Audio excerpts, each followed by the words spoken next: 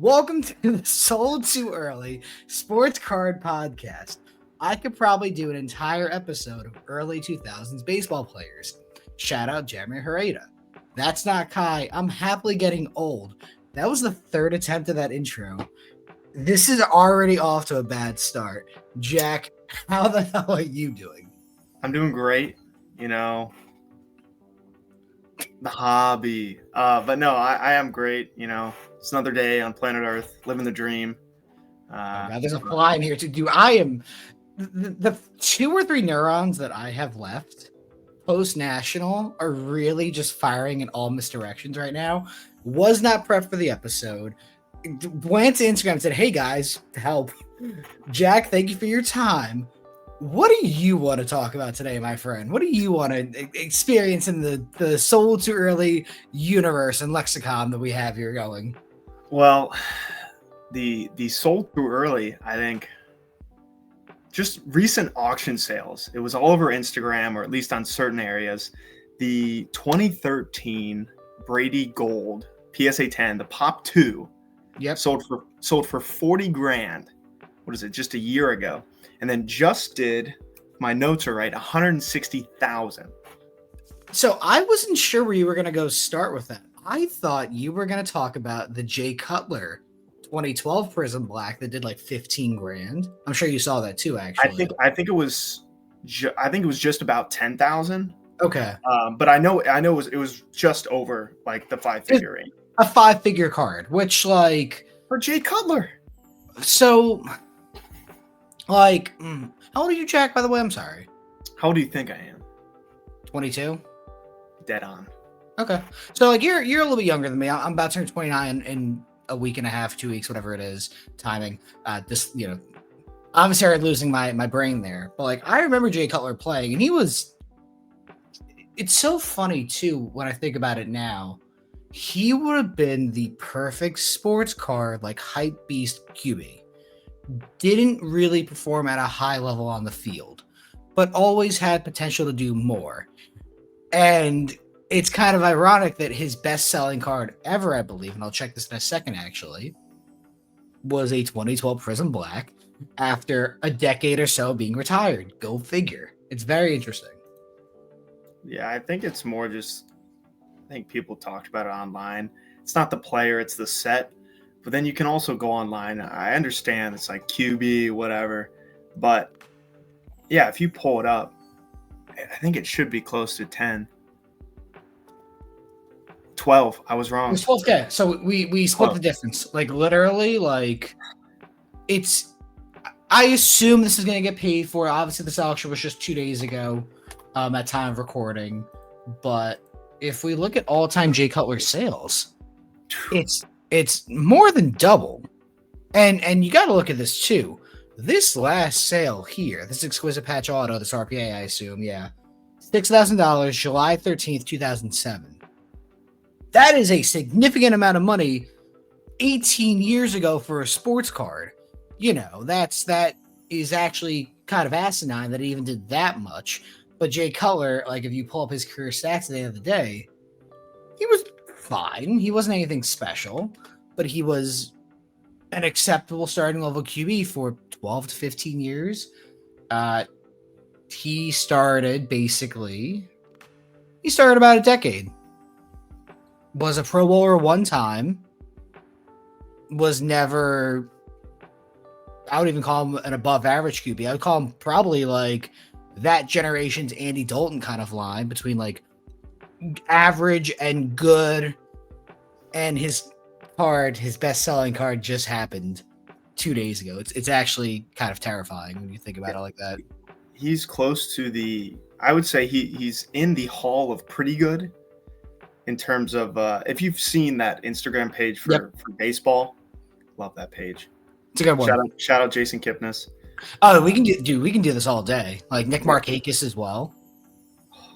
You just want to go player for player, random, just oddball names. I can go for a while. We'll do it throughout the episode because otherwise this will be a 3-hour podcast, and I didn't save enough time in StreamYard for that. But you can even argue that Jay Cutler was not even an average QB though. Like under 500 winning record career-wise, threw a ton of interceptions. Like, this is not really that awe-inspiring in any era. Like, if he was in the 1950s, sure, he's the Joe Namath of that era, throwing 30 touchdowns. Actually, he didn't even get to 30. His high was 27 with 26 picks. Yeah, the more I look at this, the more I realize Jay Cutler was kind of a mid player. He's the Hall of pretty good. I think he's the Hall of he played in the NFL. Hall of he made his money. He did make his money. Now he's living a nice life. Yes. But for this to be a $12,000 card is what it really had to come down to is probably one of two things. These were two like one-of-one type collectors who just needed to have it for their set, or they're going after the rainbow possibly, or like, hey, I need this, I'm going to pay whatever I need to, because it's happened before. I've been part of that conversation when there was like dual flawless patch auto selling. I'm sure you've seen like the Lawrence David Tomlinson, I should say, the LT that did like $7,000, and it's way higher than anything else flawless wise. Let me pull it up. I can find it quickly. Yeah, this one. So, like, these were two collectors who needed to have it, and they paid what they needed to. And it is, significantly higher than any other relevant comp. Mm. But there you go. If two people got to have it, they're going to have it. Or the second option, entirely possible too, it was shield. Entirely possible the card was shield. How could anything be shield nowadays? Dude, shout out Sports Card Therapist for mega bidding. But in terms of auctions, I'm going to stay on the tangent. Went down a rabbit hole this weekend on Heritage, just looking at some of the cool stuff. Believe it or not, if you want to pull this up, Jim Brown's Rookie of the Year trophy is on Heritage. What? Yes, it's currently up. The active or the current price $28,000, ends in 13 days. Dude, what the fuck? Right. First off, like, how did they acquire this? I have to assume it was just like the provenance is like from the family or something. Does it tell me anything? Something. My initial question was, one, how did they get this? And two, who all wants to pitch in and get it? It's almost kind of sad this is at auction. Like this, and this is something that, like, it happens over time. Obviously, private collectors get things, but like the Browns should have this, or at least the Pro Football Hall of Fame. Like, whether it's on loan or not, this is kind of crazy that this is actually available. Go figure. Equal and precision majority artifacts has saved Pro Football Hall of Fame. Yeah, like, destined to serve as the cornerstone of one of elite private collection. We include the yep. It's I that's really wild. Heritage always has some amazing stuff, and I don't usually get like starstruck, but it's more just like, that's wild that even exists out there.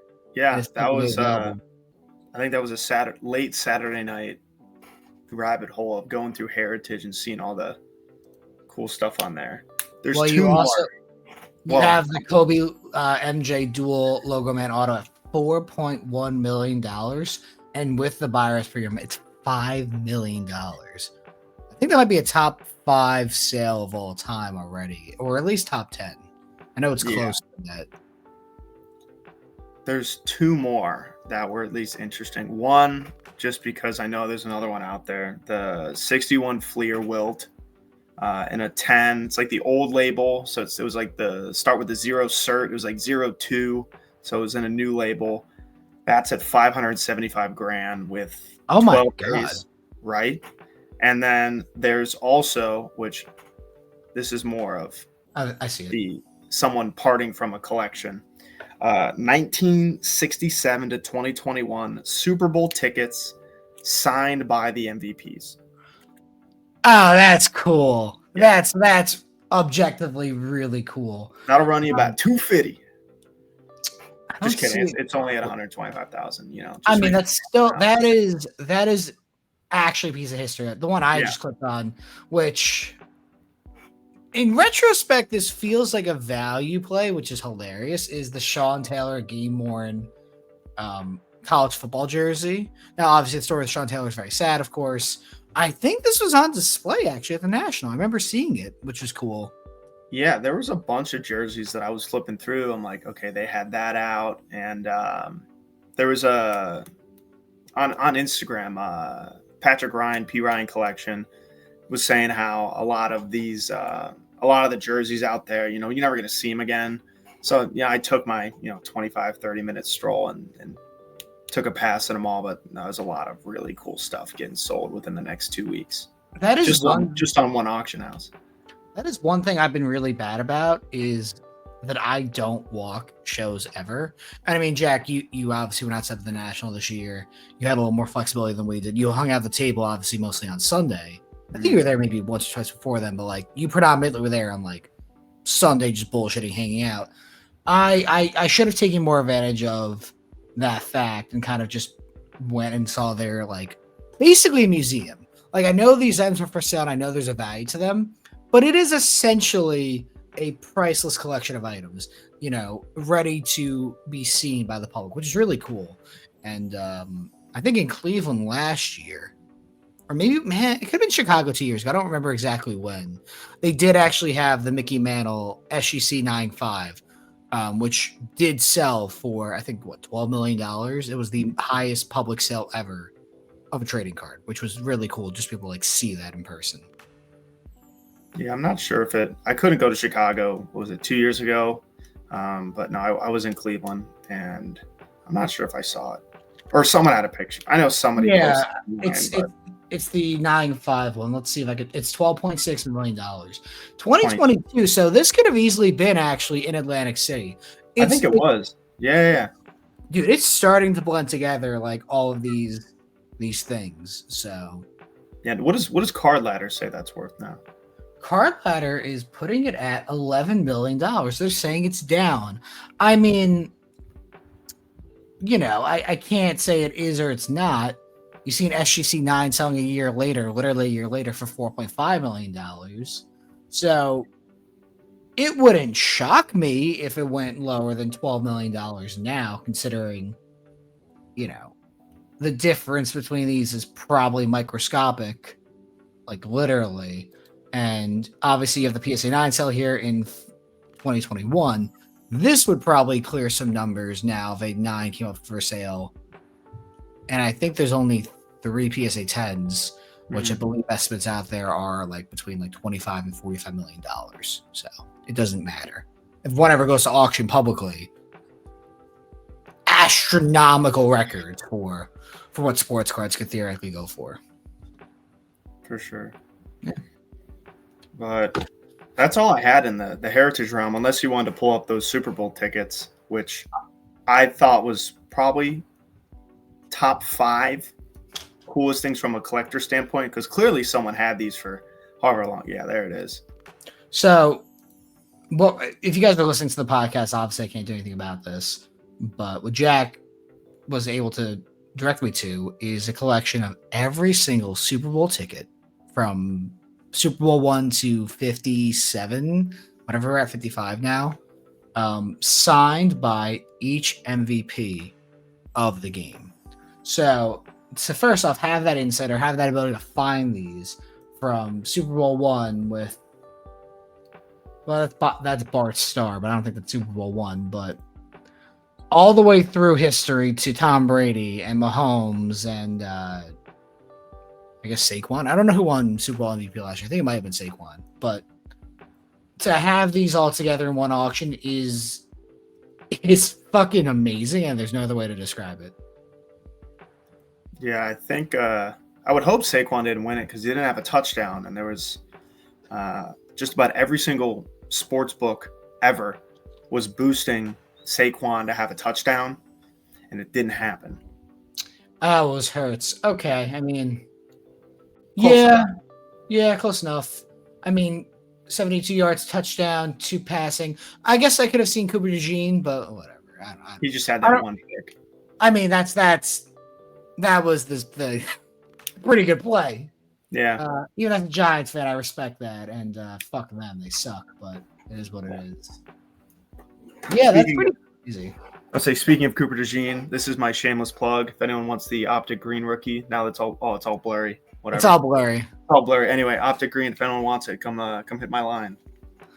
I mean, listen, you could definitely pump whatever cards you want here.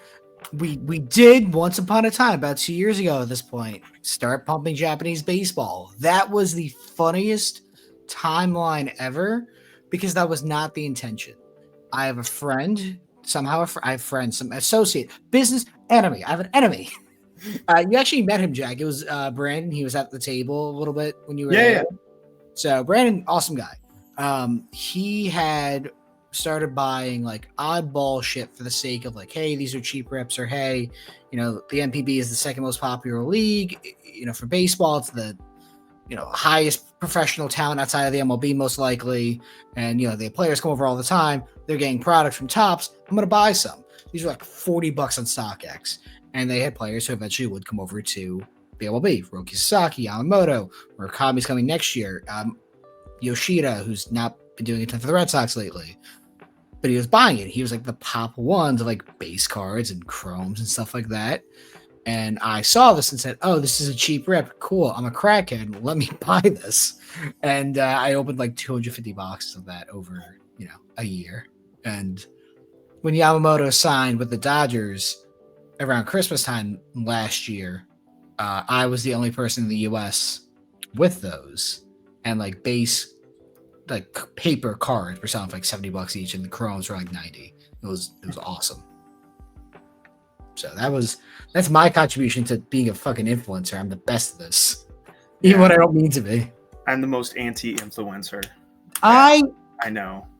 It just doesn't mean much to me, man. I don't care. I don't need to impress dudes. I don't even need to impress women. I'm married. I'm done. I don't have to impress anyone anymore, man. It's a very easy life to live now. Yeah.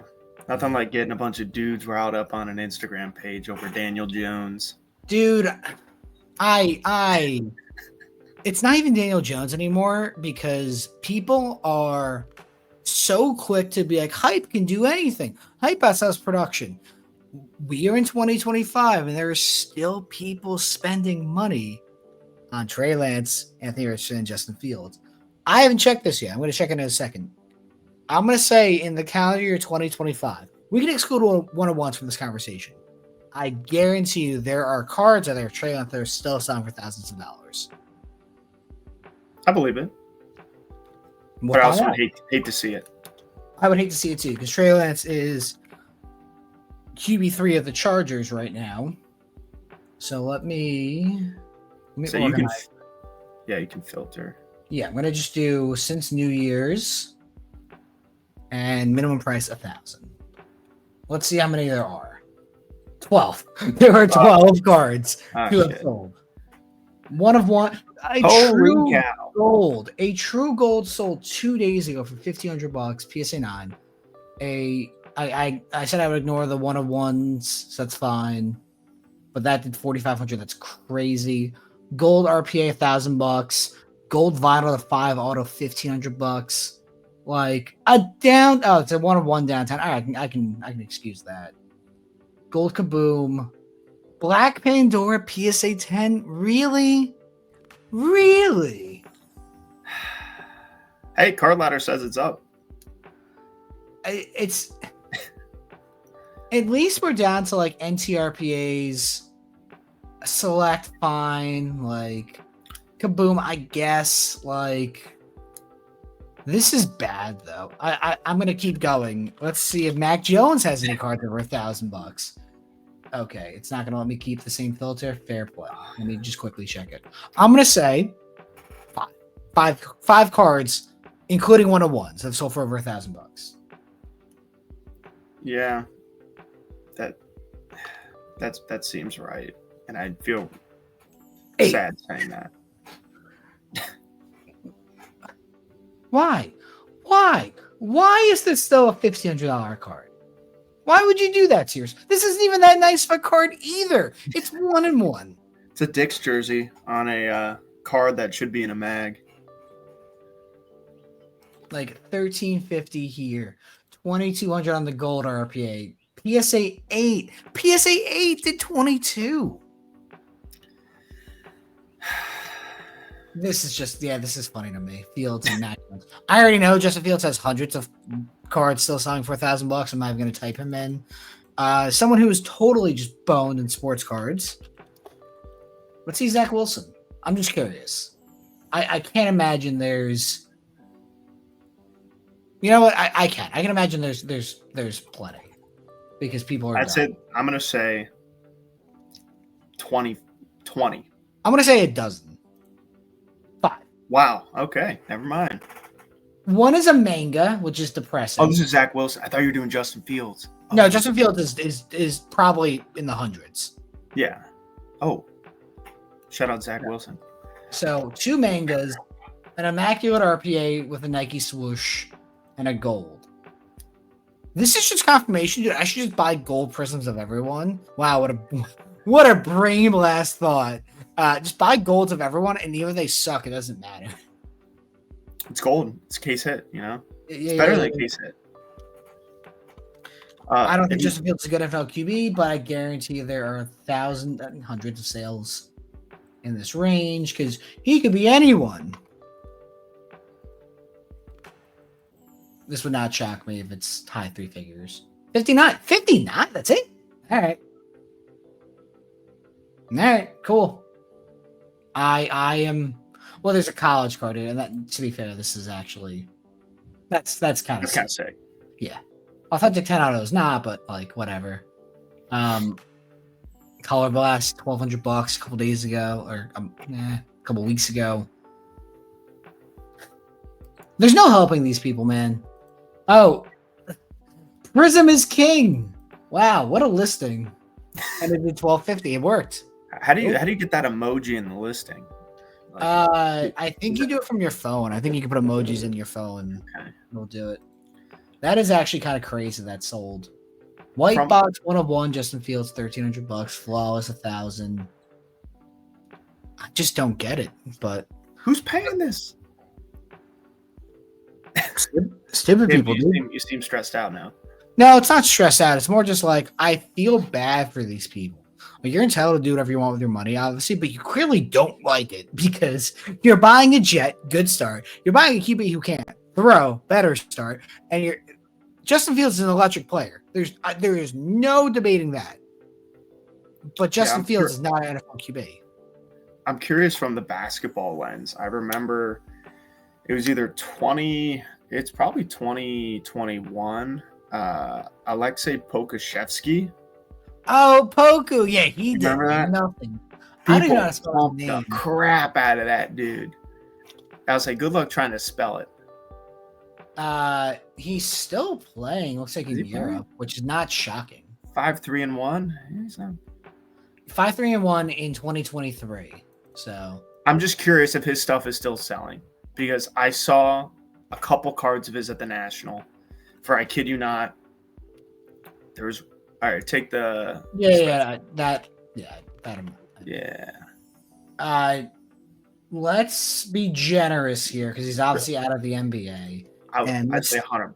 Ooh. I'm going to do 250. I'm going to say there's still sales of him for 250. There's got to be an NT True up nope. there. All right.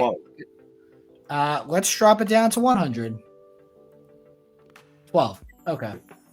But this is a EuroLeague one doing 135, a gold Prizm doing 100, PSA 9, a gold Prizm doing 150 or 105, championship ticket 165, flawless RPA, PSA 1010. So yeah, his market's actually completely dead. That's not a shock.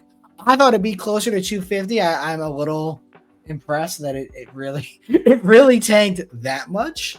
I don't know what his highest sales ever are, but it's got to be. Oh, it's bad. It's got to be. It's real bad. Well, real bad in relative terms. Okay, so 10K plus is I'm somehow correct, but really, the answer is I'm not correct. But I did luck in by that $400 teeth in my skin. How about that? Get my teeth, whatever. That is wild. These are down literally 98%. I remember seeing people on Instagram probably like 2 years ago selling them for at least 2,000 to 4,000. And look, the same one sold twice. It sold a year later, and they lost what? Just under 4. Yeah, so there's already down 40% roughly, and Now, what does Card Ladder say that's worth now? I'm gonna say like $500. Yep. How about that? 379. Pretty close. Yeah. This is not like a shitting on an investment type thing, but it's kind of turning into that conversation unintentionally. What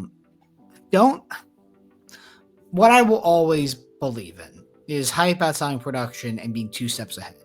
I have eBay auctions right now, dude, that I'm watching that will end. Actually, I can even just say who it is because it won't matter because this episode will come out before, or after these listings end. There's an Angels prospect. His name is Nelson Rada. He is a 19-year-old player who plays for the Angels. There's a true gold and a true orange at auction right now as we speak. I already forgot his name. I think it was Yada Angels. Let's see. I already think I'm biffing this. Rada. I was close enough. But he's 19, and I don't even think he's a top 50 prospect yet. Is he? Well, it doesn't matter. He will most likely get called up early next year, if not break camp with the team. It's entirely possible. Probably not, but whatever else. I'm going to buy him, grade those cards, and wait. Because eventually, the 19-year-old kid will get more hype than he deserves, and you never know what's going to happen. And then you sell, or maybe you keep one after as like a free roll. Whatever happens there. But yeah, listen, he's clearly not a huge power threat right now. The negative 8-year difference is what's happening. Wow. Yeah. But looks like he's a speed first guy who, frankly, can also walk. That's what, dude. If you can walk and you have advanced plate discipline, you're not striking out a ton, power, whatever. I don't care. I'm not going to own this car for 30 years. I don't give a fuck. I care that someone's going to want to pay more than I did when I PSA graded or BGS or SGC or whatever else. And then he gets called up, and then his first game happens, and you are shipping the cars out. You don't want to own them beyond that point. Now, sometimes you can get burnt by that. But not every player is going to be a superstar. But if they can make their debut, they're a big leaguer, and then you sell. And if you really believe them, you buy back later. Like, it's not a crazy thought anymore. So that's what I'm going to be doing. And I will be buying Nelson Rada cards, hopefully relatively cheap. Yeah, I miss the prospect wave a little bit. Only person that I like now is only because it came from my brother, Angel Hanau in the guard system. Believe he's in like AA. I think he's in AA. Maybe he got promoted to AAA. I didn't pay enough attention, but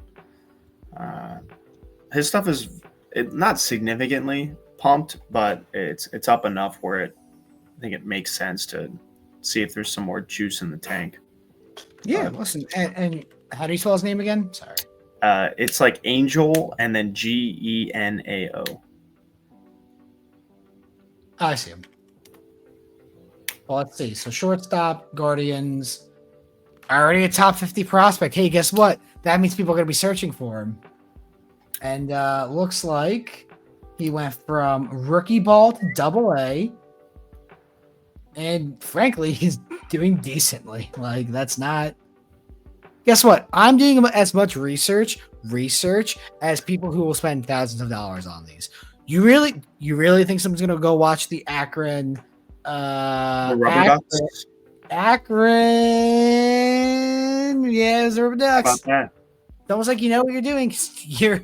It's only because I've passed through all the stadiums. But yeah, if you really want to go through it, Lake County Captains, Akron Rubber Ducks, Columbus Clippers, the Cleveland Guard Ball.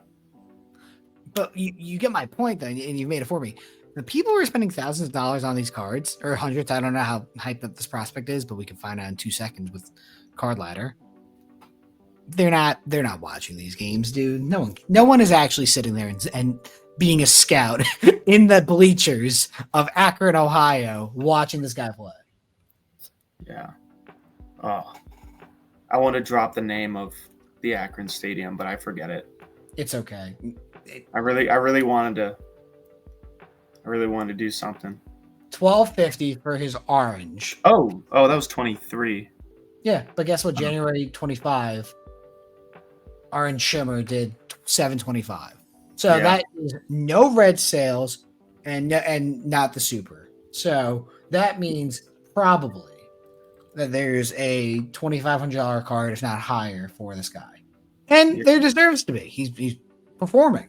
Yeah, like in the beginning of the year, my brother bought his gold auto on Facebook Marketplace. Oh, there it is. $25,000. How about that? Bought his. You think he's watching this player play? What's up? You think this guy's watching him play? Who? Whoever owns this card. Oh, definitely not. Look where they not saying to dox anyone, but you can usually see if they have anything listed that isn't authenticity guarantee, you can see where it's shipping from. And okay, definitely a Cleveland guy then. Or yeah, if he's got both supers. No, Missouri. Oh. Okay. Unless that's where authentication is. I don't know, man, but guard super fan in the middle of Smithville, Missouri. Yeah, listen, and once again though, this guy clearly has a type, and I guarantee you, Cooper Ingle is a prospect. He's a player. Yeah, I would hope he's a prospect still. He exists as a human being. He's in fact real, and his most expensive sales ever. He bought it for $3,500, and I guess he's trying to flip it. Oh, that was recently too. Yeah, so he bought it to flip, which is fine. I don't know how this players do. I'll tell you in about 2 seconds. I'm just Xing out some stuff, but yeah, double the price on eBay. And let's see if you can double the production since. Well, he's going to AAA. I just saw that flash by. Yeah. You know what? Probably a smart move. You have some capital available.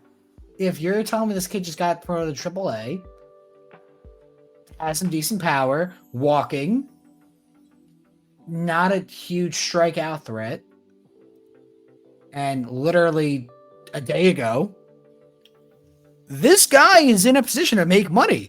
That's a good move. I respect that. Yes, I respect that as well. Sorry, I just brain fog for a second there. He's a 23-year-old catching prospect. He's Cal Raleigh. I'm putting everything into it. Okay.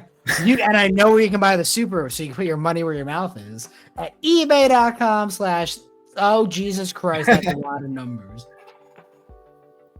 But it's a game of hot potato, dude. If he can't quick flip this tomorrow, it'll sit on eBay, and eventually someone will be like, oh wait, now this is a top 10 prospect for the Guardians if he's not already.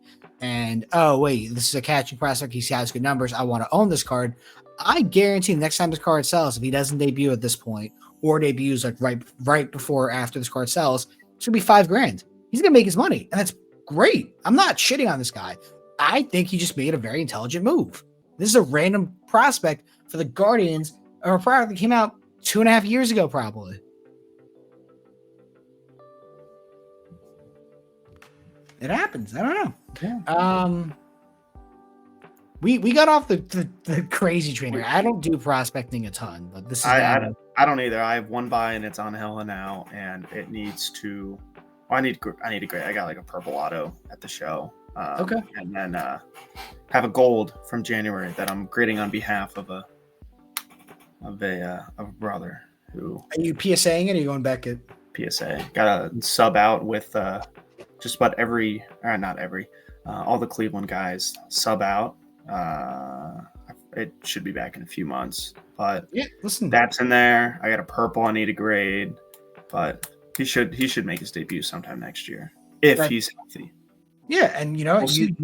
you've nailed the timing of that because this is when you would start buying some Bowman. Like right now, in my office is a mess, and you could see that. Like there's a lot of like card shit over there. I'm currently processing a lot from from a former NFL player, and it ended up being condensed. You could see I went the wrong way. Shit, that way. Hey, you see those Zion boxes? That's how the lot was shipped to me. Those two boxes over there. US. At least they're protected. It was. I walked out of the post office. Oh wait, there's the label on the case. Yeah, there's two of them. So, hey, listen, I walked out of the post office feeling like a drug dealer. It was hilarious, and the cards were fine, no big deal. But it condensed into a basically full shit. It's the other one. A basically full 3-row. I've scanned 2/3 of it. I'm running it through Speedy tonight. It'll be ready to go to auction realistically next week when either I do the podcast, Kai is still in the process of moving, and I'm flying to Burbank on Monday for that show. So I'll figure it out when I get there. Kind of doing all this on a very stupid timeline. But if I can get that stuff live while I'm in California and have it, start getting paid for Wednesday, Thursday, Friday when I'm back. Yeah. It's just smart business. Yeah. Yeah. What other pressing topics can you rattle off your head, David? I'm trying to think about that, but like this is it's like the eye of the storm in a way. Because this is a very quiet week coming up. But like I just said, dude, I'm flying out to California on Monday. I'm not really prepped for Burbank. I wasn't planning on going until my wife said she wanted to go to California for a vacation. So I said, all right, we'll make it a working trip. I don't have high aspirations for this show, not because Burbank is not a phenomenal show. In my opinion, is the second best show in the entire country. But I'm just not ready. Like, it's a tough turnaround from, literally 2 weeks ago, being at the National versus now being home and trying to, possibly 4 showcases worth of stuff. Yeah, I'm not going to Burbank, but I know. I think Austin, Liam, Josh, Cleeboy Sports Card, shout out.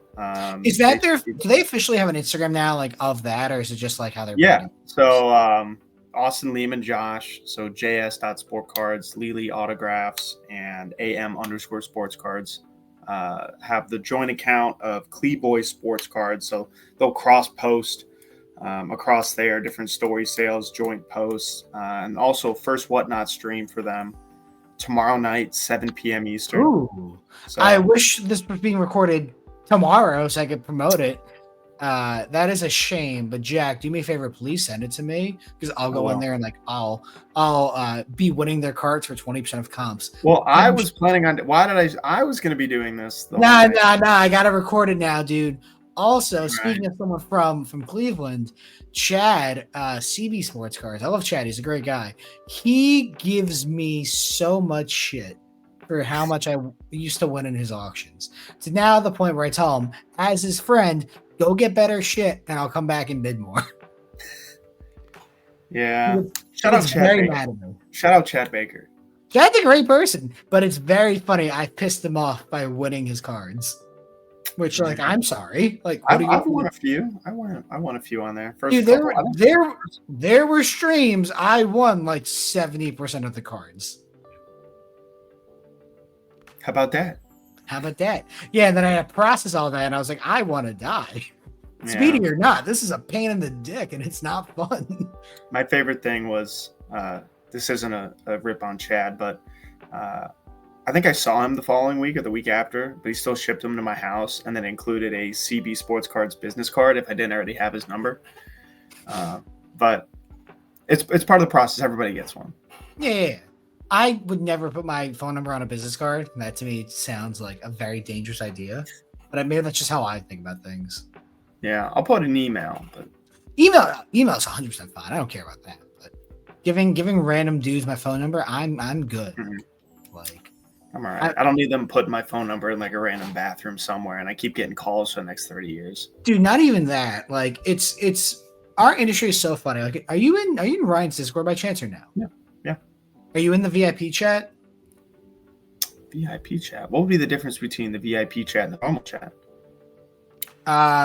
So if you bought the lifetime, like yeah. So yeah, no, I didn't. like, I think I took a break from it for a while. I was at school, and then probably fall of last year, I got back into the server just because it made more sense and I had more time. Or actually, over the summer, I got back into it, and then I'm just in the normal folk channel. So you touched on it there. So I gave Ryan $500, I think 2 or 3 years ago at this point. One of the actual best investments I ever made.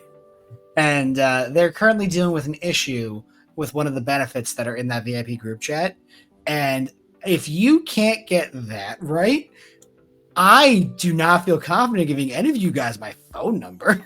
Like, it is something that is so simple that they are literally breaking, and it doesn't give me much confidence in the average card collector these days. Was it the lifetime card ladder? Wasn't that one of the perks? It was one of those perks. Gotcha. I'm not saying it's that perk, but it was one of those things. Mostly because I'm gonna have to edit that out now because I don't want to like. Oh, yeah. Whoops. This just got all blurred. Like, and cutting back in here, I didn't say what it was. What are you talking about? Yeah, it was one of those. That's a great point, David. Thank you for bringing that up. And yeah. It's one of those perks they had available for consumers. Very helpful thing, and they keep breaking it. So I don't trust these people with my phone, and there's no reason to. I digress. I digress too. It's a fun spot to be in, but what it comes down to right now, dude, is we are in the middle of the storm. I use that analogy already. You have Burbank in a week. You have Dallas in 3 weeks right now. What the fuck, dude? This is like as busy as you could be if you travel for major card shows. I assume you're going to Dallas, or you're going to skip it. I'm not going to Dallas. Okay. It just doesn't line up right. And then I'm going to try to go to Nashville in October. And then I believe there's a Midwest Monster. They're doing one. I think it's in October. It's a Saturday, Sunday show. Yep. Instead of it being a Friday, Saturday. So I feel is worse. I think it's kind of better, but also like I understand. Yeah. That's the problem. I don't pay a ton of attention to football. But I know, but the issue is like even Dallas now, their show lines up with the week 1 of the NFL season. Do you think anyone in their right mind is going to be at that show on Sunday at all? No. In Dallas, Texas, obviously. And it's week 1. Fuck that. You couldn't pay me to be there. I don't care about the money. Like, that is an impossible sell. Yeah. But hey, there's card shows every week at this point now. Whether it's dude, if you like, I give a lot of respect and props to Austin, Josh, and Liam. First off, they're just great people, and I've known them now for like almost a decade, if not more, which is terrifying. But like, in order to like divide and conquer like that, I assume they can all obviously be at the same show at the same time. But like, knowing that you can rely on your friends to, hey, like, go to Shipshawana this week. I want to take a week off. I'll go to Dallas, and Josh, you go to Nashville in 2 weeks or whatever, and like hit every major show is something I'm not jealous of, but because like I'm happy for their success, but I'm jealous of the fact I can't do that. If that makes sense. Yeah, huge props to them though. Yeah. They all focus on the different things. I'm not one to hugely speak on it because that's their realm, but no, they're all great guys to be around. It's fun to travel with them too. Well, yeah, they're fun people, and like if they know that they have to divide and conquer, there are Dallas is this week and Chicago is this week as well because that happens. I'm sure you've seen the show calendars when it happens. Pain in the ass. Hey, 2 of you go here, 1 goes here. Let's all make some money. It's a beautiful thing when you can do it right and you have no ego about it. Mm-hmm. I don't know. Whatever notes you had written down, I guarantee you we didn't get to many of them, so I apologize. What did I jot down in 5 minutes? I had this. I was talking with Austin on, I think it was Saturday night, and like case hits. Yep. And basically, how, at least in my very strong opinion, I'm going to leave Austin out of this. My very strong opinion is they're glorified base cards. Kaboom! Yep. Is that Mac Jones? Is that Mac Jones? That is Drake May. Oh. So I'm hoping by the time this episode launches, this card is gone. I don't fucking want it. But like, it's so funny to me that, I mean, first off, you're right. I don't think it's a crazy consensus. But then again, I also just sold a Pop 1 CJ Stroud Kaboom today. It was my most expensive sale this week. I mean, yeah, it's Monday, but like, let's ignore that fact for a second. But that's my best sale so far. And it's a kaboomy. Like these don't hold any actual value to me. These are cash adjacent. If I got one, which I did here, I paid X, it's worth Y. It is that simple. I don't need to own this card more than that allotted time. You pay above the ask at a reasonable number, it's yours. Comp is X, you pay Y, done. Now, if it was a gold or it was a green, very different. Especially with the NFL losing their license, I believe sometime next year. I think it's April, but I don't know the full timing of that. We'll find out with the NBA soon because that's happening in October. So that's gonna be a fun little side quest to see, frankly. But these hold no actual value. I think the first like downtowns and kabooms that hold any relevancy, in my opinion, is like, you know, the first 2 or 3 years of it when they actually were like the actual short prints and not very common. So, but yeah, I think relative to, I was just digging into it. I think I brought it up with someone on Instagram on a DM. They made a post about it, and relative to just like the pack odds between, you know, everything football. Obviously, people care more about football QBs than just about anything else. Yep. And it's, I don't know. You can look at some of the other players too, like any Hall of Famers who randomly will get like downtown or something. It's the same pack odds in terms of like case pack odds for anything in the new tops. If you look, I just use Series 2 as an example since it was just easier. Yep. Top Series 2 and then Optic, same pack odds to get the home field advantage as it is the downtowns. You can get the home field advantage out of blaster box, you get them out of hobby. Same thing with the downtowns. You can pull them out of those random like retail packs that are in the big chute. Yep. It's the same thing. But dude, those downtown advantages are worthless, by the way. And that's how I feel about downtowns.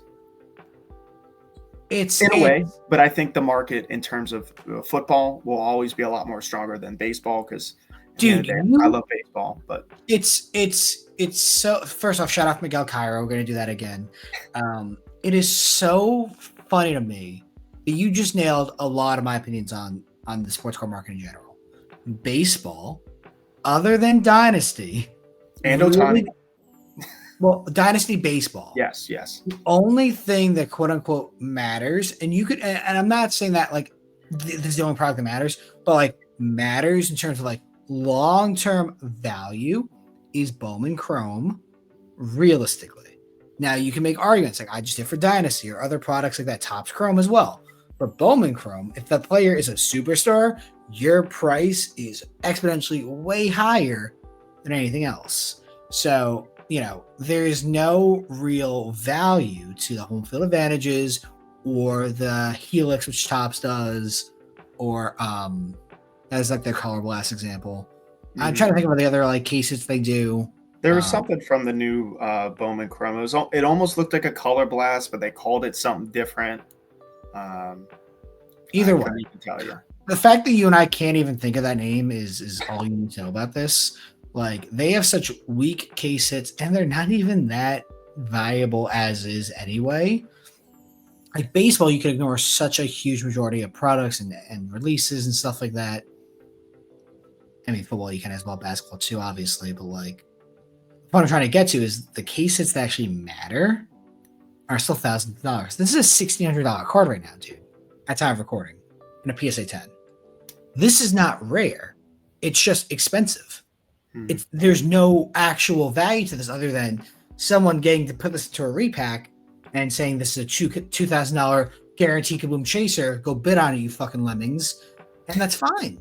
Like, it's not really fine, but that's what's happening. Yeah, I have separate opinions on all that space too. That would take a while to. I think anyone who does this at least somewhat seriously has an informed opinion on the repack industry as a whole. I have gone from being very negative about it to it is necessary evil, and the liquidity that they provide is frankly worth it if you're someone who flips cards. Do I like it? No. Am I going to stand in the way of it? No. There's not a governing body of sports cards. It doesn't matter. We're all feeding the machine anyway, whether you know it or not. Well, if you buy and sell sports cards and it's valuable and has actual interest, it'll eventually end up in a repack these days. Unless you're selling six-figure grails, which you are not doing and neither am I, that is if a card has actual decent value or is something like that with consistent comps, it'll end up in a repack. And whether I like it or not, it's the facts. If it doesn't have sales, you're out of luck. They can't buy it. Yeah. No. It's like I think I'm sitting on some like 2012 NT. It's like 2012 NT, Dwight Howard, like the dual window patch to 25. Same thing with Vince Carter. And then a 2014. The what? Put them on eBay. I know. I need to do that. And then 2014 Lux Steve Nash patch to 25. Dude, Lux is such a beautiful product. I love it. I bought what is it? Same year, 14 Lux, Kyrie like prime patch auto to 15. Bought Sick. one on hand. Oh, it's like the little like. I'll put up on eBay. Hang on. Yeah, I know what you're talking about. I would say I bought the PSA 610 that sold on Heritage. Found a BGS 9 at the National. Flipped that because I didn't like the way the card like held in the Beckett holder. It's just I don't know. If I wanted to PC something like that, it's like it just doesn't feel decent in the holder. Dude, Lux is a quality product. Mm-hmm. Now, sometimes you get some. I think this is my old card. That's funny. It's one of these. But that is a literal brick. But they are gorgeous. My favorite one is kind of like the silver or gold ink. I wonder if I can find. This is kind of a decent example. I know it's Kelly Oubre, but this is a pretty card. I don't care what you say. This is like. I don't like to buy common shit as I pull up another downtown and kaboom, whatever it is, what it is. Like this to me just like makes the neurons in my brain like more excited. Like this is pretty. I like this card. Someone else will like it too. Yeah. Who else has like Kobe's in here? Kyrie. Yeah. I mean Tom Brady. There's Lux football, so Tom Brady has them. Yep. Which Shaq. Oh, fun fact. Did that actually sell? Fun fact, I got outbid on that Shaq on Heritage. Oh no. And I guarantee the person made a killing on it. Mike Evans, Kawhi, Julius Randle, RPA, Alex Smith. Like this is a cool product. I would have loved for Panini to done more with this. But I guess that's their fault. There'll be some products I'll mix. This is one of them. I miss hopefully this comes back actually. This is Topps. You remember Diamond Football? If you pull it up, it'll ring a bell. Hang on. Yes. Like, this is just a cool looking set. They had good names in it. There's LT, Mike Evans, Toddler Lockett rookie. That's still a $4 card now, which is crazy. Bo Jackson. Like this is just like these are cool cards. These are hilariously also good repacker cards. Unfortunately, a lot of what I like, if it's something that sells somewhat consistently, repackers buy, which means I keep flipping it, which is not the point because I like this shit. And it seems to attract the same amount of people as well. Yeah. Like all the, I'm not going to say it looks Dynasty-esque. No, it looks Dynasty. That's a fair reason why. But no, all of it, especially older Topps licensed football, especially now, granted, there's the buffer period of unlicensed football, which I'm not a fan of. Is that like green paint pen? It looked like green paint pen on there, which is nice. Whatever, you don't have to pull. Yeah. Like that's a nice auto. It's like a mix of Spectra and Dynasty, actually. Yeah. But it's all on card because that's what they had to do in 2015. Yes, actually, stickers were invented only until the 2010s. There were no stickers, period, before then. No. Is that actually true? You're just making that shit up. I'm making shit up. Yeah, I was like, the modern sticker, clear sticker was invented in 2013. Yeah. It was Jordan Yamamoto signing like 50,000 cards for some reason. Yeah. Oh, that's cool, Mike Dick. Gil Sayers. This is just cool shit. But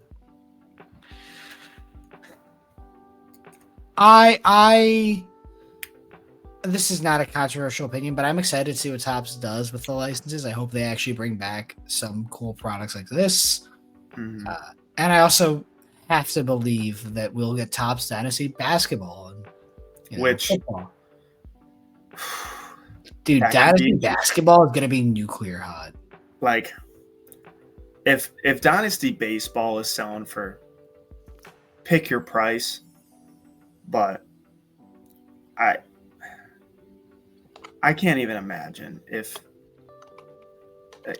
what Dynasty baseball, or not baseball, basketball and football, if it got to that point. It'll get to that point because you got to remember too, and the reason why I think this, first off, it's just an intelligent business move. They did it with soccer, and if you're doing this with soccer and you're seeing the numbers that are coming up, even still, you know what I mean? Like this is something where, like, well, shit, I guess we got to do it. You know, if they're doing that, then they're making Dynasty UFC. Ooh, and UFC is a perfect product for this too. I think UFC stuff, especially now, because Paramount just bought out. Yeah, $7 billion. And granted, this is hearsay from my old college roommate that said, "Did you see this?" And I'm like, "No." And he's like, "No more pay-per-view. Don't quote me on it, but if there's no pay-per-view, that opens up however many avenues, even though I've never paid for a pay-per-view. Shout out every illegal streaming website. Please don't come for me. Please. I promise I'll pay for it down the line. Yeah. But Dynasty, UFC, what does it say? Double. I don't know, but that's cool. Anyway, sorry. What did he have? 2 goals, 2 assists, and 2 cards? Yeah. Anyway. Yeah, there's no pay-per-view anymore. There's a fly in here. There's no pay-per-view anymore. That is dangerous in the best way possible because that is going to open up a whole new avenue for people. And once again, the UFC has like both living legends and like, you know, champions now that would be great for a 25 person, maybe 40 person checklist because these are not super duper long checklists. No.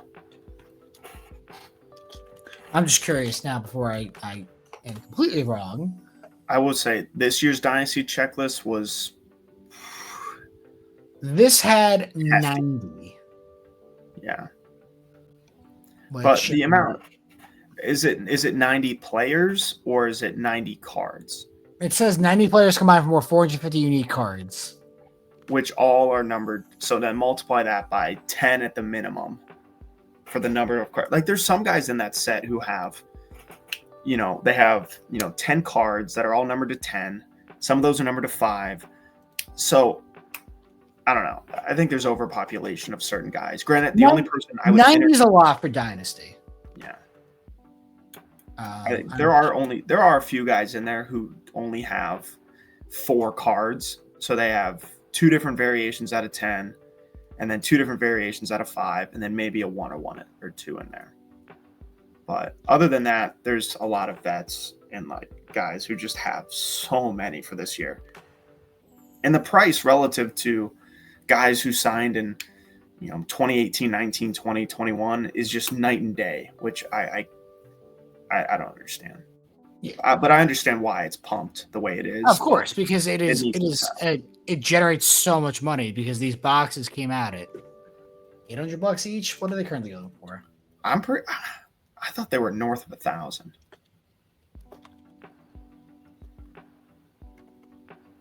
I'll check Google in a second, but oh Jesus Christ! Yeah, well, that's not a good start. My gut is telling me 2,000. Oh my god! And the thing is, half the time, you can't. Well, I will say this: if you're expecting to make money opening boxes of cards, I feel like that's a pretty well received statement. But why is Ellie still a rookie here, by the way? Because why not? Yeah, well, people buy it. A 5-box case from Card Ladder, or not Card, DA Card World is $15,000. And half the time, if you hit a 1/1, you're losing money. Yes. Well, it's also because there's 1/1s with napkin patches, but that's a conversation for another day. And probably was a conversation when the product came out. Let's see what 2023 is at, if I can just do that. Same price, cool. 2022 is definitely less, because I saw that already. Oh, they don't have any left, but they'll buy it for $800 each. Of course you would. What? No shit. That is crazy. I will say, I hated the design of 22. Well, hey, you can get Wander. How about that? Yeah, I saw that. 20, that's a fine design. I think there's a lot going on. I don't like 2015. 2015. Oh, whoa.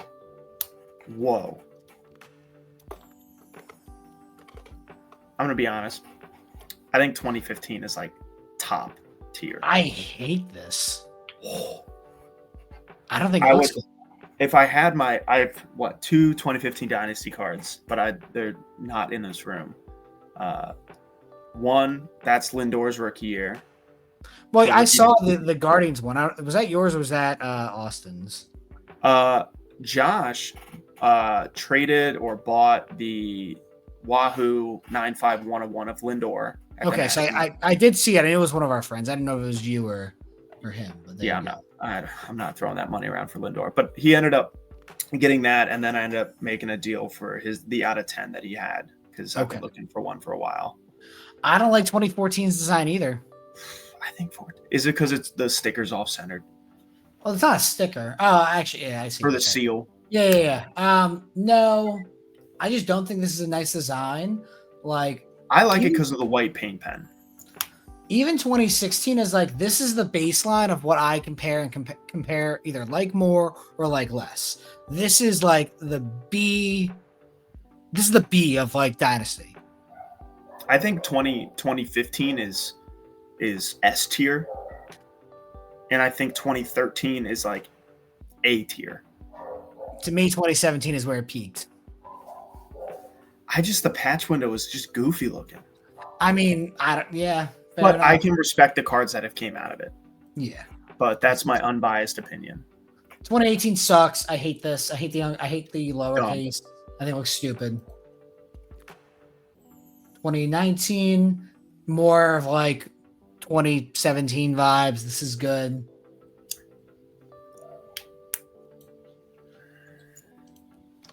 When did we get jumbo patches? Was it 2020? Like, that's a cool card. I don't care. That's just cool. I just don't like the baseball on the card. Maybe that's just me. I mean, I guess that's just you. To be fair, it's very weird how this is all just the baseballs. I actually don't really like this that much. I don't like the black and white design. I don't like it. It's just not. I don't know. It just didn't do anything for me.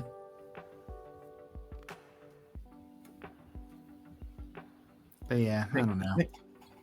There's good and bad things with Dynasty. It's good, yeah. Dynasty's sick. The first LeBron James patch auto from Dynasty Basketball, when it happens in a year or two, is going to go for 6 figures. Clip it. I think I've said that before, but we'll see. I don't think that's a crazy thing to say either. But who knows? Who knows? Jack, anything else you want to touch on? I'm starting to run out of steam. I've had an hours where I'm like, I can even handle myself talking for an hour, and I'm like, I'm sick. I'm ready to check out here and go eat some dinner. But Jack, well, listen, man, thank you so much for your time. JF Sports Cards, really appreciate it. I gave you an hour's notice, and we did an hour-long podcast. So thank you, my friend. I'll see you hopefully in a couple of months. Whether I'll it's be around. Yeah, you'll see me around. But once again, appreciate you. Thank you so much. I don't know what I'm doing next week for this podcast. Tune in then, and I'll know then. Thank you, and goodbye. Right on.